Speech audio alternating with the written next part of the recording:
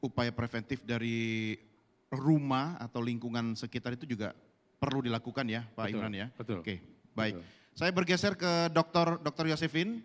Ini perlu juga kita konfirmasi kembali fasilitas pelayanan kesehatan khususnya kesehatan mental atau jiwa di Indonesia. Anda melihatnya seperti apa?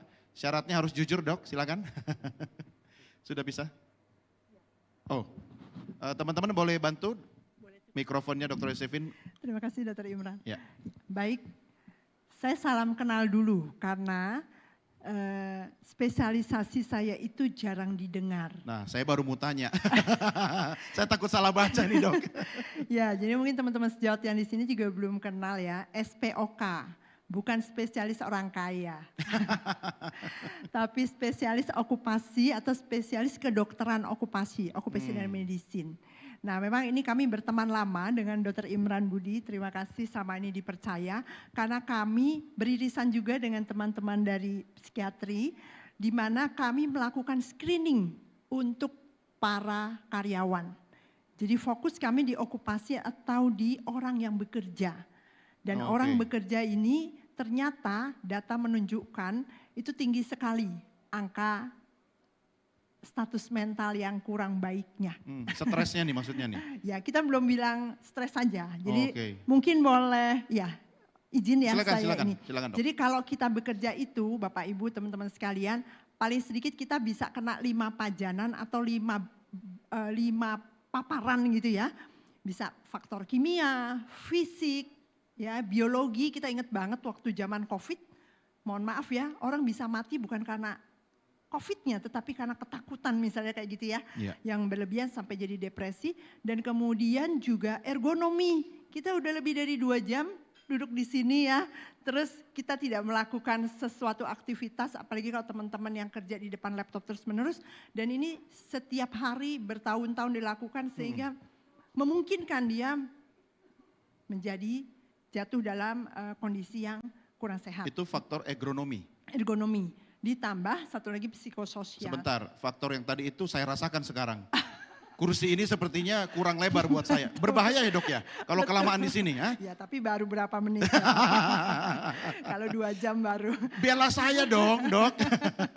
Ya, jadi artinya saya mau katakan, psikososial ini tidak berdiri sendiri. Dia bisa dipengaruhi oleh hal-hal lain, termasuk kebisingan yang masuk fisik ya, juga kimia dan kemudian ergonomi terutama maupun faktor-faktor seperti biologi ya.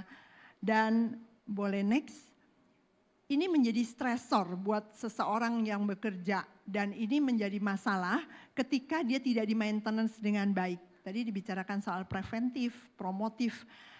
Sebenarnya stres itu bagus kok. Kalau nggak stres kita nggak ada berada di sini ya, mungkin kita masih TK terus, SMA terus ya.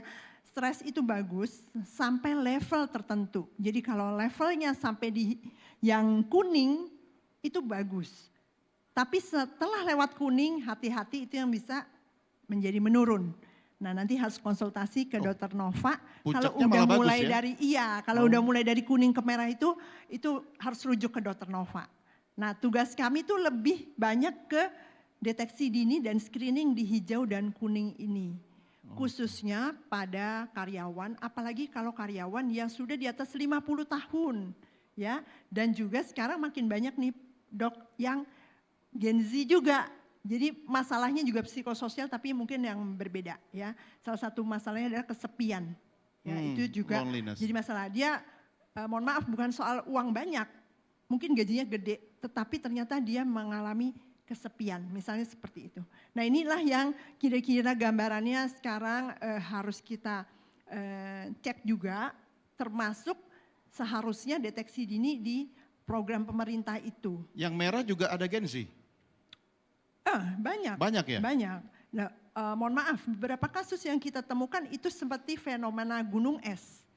Jadi misalnya kasus-kasus bunuh diri, mohon maaf sekali pada teman-teman sejawat dokter bahkan, saya kira itu sebenarnya fenomena gunung es di mana sebenarnya banyak kasus yang tidak terdeteksi atau tidak terlihat. Nanti mungkin boleh disempurnakan oleh teman-teman sejawat yang lain. Iya, oke, sebentar gitu. Dok. Soal fasilitasnya sendiri artinya juga masih belum cukup dong ya? Nah ini kita bicara soal alat ukur. terus terang memang alat ukur yang kita miliki itu masih terbatas.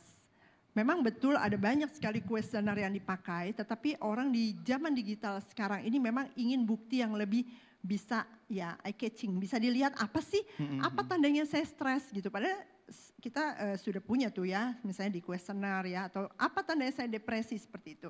Nah ini sekarang memang dikembangkan banyak, boleh lanjut mungkin ya, boleh lanjut, next. Ya ini alatnya ya. Ini penelitian kami juga, Dok. HRV. Jadi pakai heart rate variability, walaupun ini masih terus diteliti. Saya tahu ini sponsornya Honda. Bukan, ini kebetulan ya ada banyak merek. Kebetulan ini dari PT Antares yang membantu di sini. Jadi begini, ini dasar pemeriksaannya dari sistem saraf otonom. Dan kita tahu sistem saraf otonom itu fluktuatifnya tinggi. Tetapi ini masih bisa kita pakai kalau kita sandingkan dengan kuesioner yang tepat dan pengukuran di tempat yang tepat juga. Nah satu lagi yang sebenarnya lebih akurat menurut saya yaitu kuantitatif EEG. Dan tapi ini repotnya pengukurannya sulit. Harus pasang elektroda atau kalau tidak harus pakai topi tertentu dan tempatnya tertentu sedemikian sehingga bahkan untuk screening di sebuah perusahaan aja itu ribet banget. Dan gitu. makan waktu. Dan makan waktu. Tapi presisinya lebih sempurna atau gimana? Seharusnya ya, karena prinsip stresor yang kena ke kita itu ke hipotalamus. Jadi di organ otak kan ya.